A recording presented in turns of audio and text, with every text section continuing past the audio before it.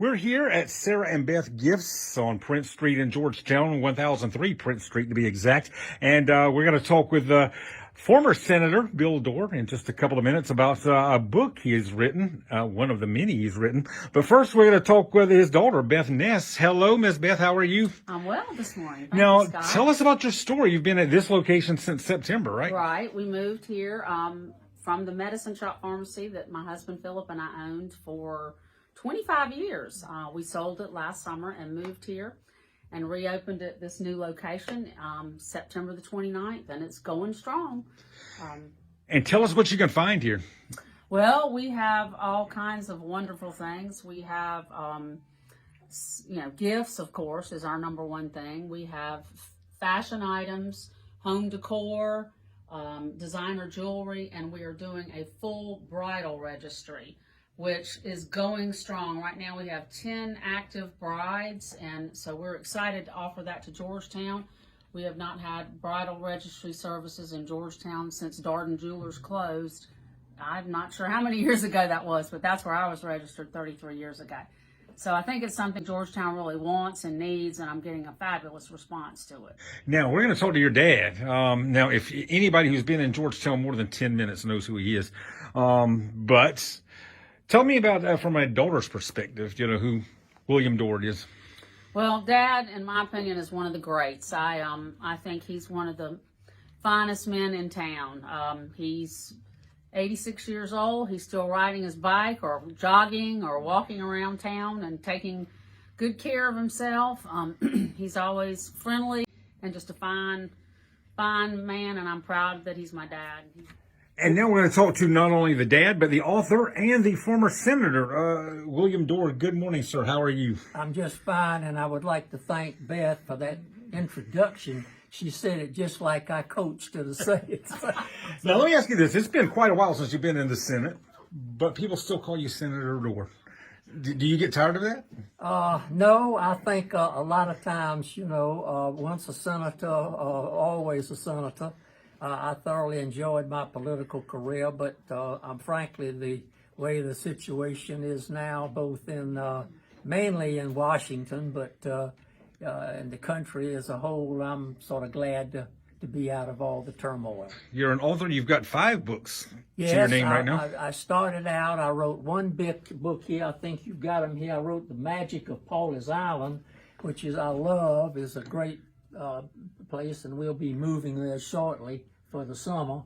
And then I wrote, I believe it was Roofs Over My Head, which is a story of all of the various places that I lived, from childhood on up. And then I think I wrote which is out of print now, but a short history of the city of Georgetown. And then I wrote, I believe, The Murder in Georgetown, which was a famous side-eye murder. It was a terrible crime that I was just a teenager when it occurred.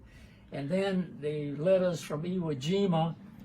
My mother saved all of the letters that my father wrote to her while he was on the way to and at Iwo Jima during the Second World War.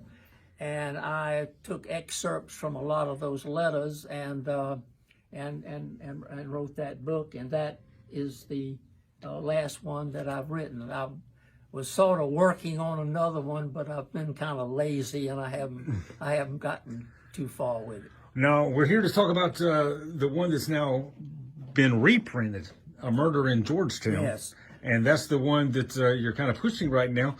You can find it here at the store here. Tell us about the book. It's about an actual murder. This is a true story. This is a true story. As I said, it happened in 1951. At that time, I was 16 years old, and it was a rather sensational murder. Mrs. Coker, who lived in Carnes Court with her husband. Carnes Court is still there. It's at the corner of Scriven and Duke Street.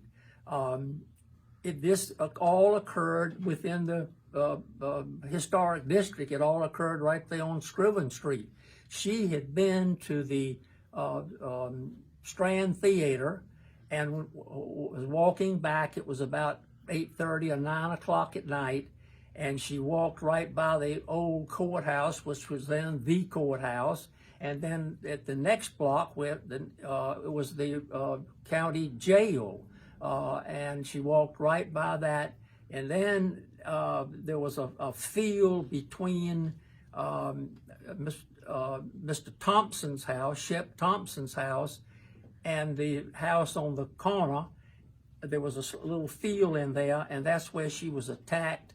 She was thrown over the wall at the Episcopal Cemetery. She was dragged through the cemetery to the furnace room in the Episcopal church there, and she was dead. I mean, had been strangled to death and murdered.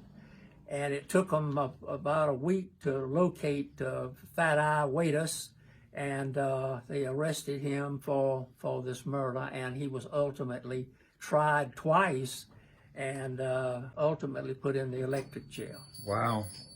And you remember all of this.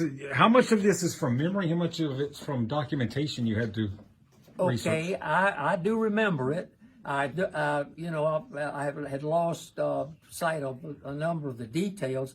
I went to Columbia to the Supreme Court, and they had retained all of the briefs because the case, as I said, had been appealed twice. And I read the transcripts of both trials, and that was the basis upon which I wrote the book. So it is a true story. It was a sensational murder at that time. Unfortunately, we've had a few other sensational murders since then, but at that time, back in 1951, Georgetown was smaller, it was quieter, it wasn't as much activity going on, and people really were upset about this murder, as they should have been, about any murder, really. Well, I appreciate you talking to us about the book. Now, and I want to remind people once again, you can stop by here, Sara and Beth Gifts at 1003 Prince Street. Not only pick up a copy of A Murder in Georgetown, but the other books that he has on sale that he's written over the years. When did you actually start writing? Like I say, the first book was the Magic of Paul's Island. I started writing probably about, I would say about 25 years ago with it. All right. So thank you for chatting with us. And Miss Beth, once again, you can pick up a copy of the books right here at your store. And we have a book signing next Thursday, April 29th from 2 until 5.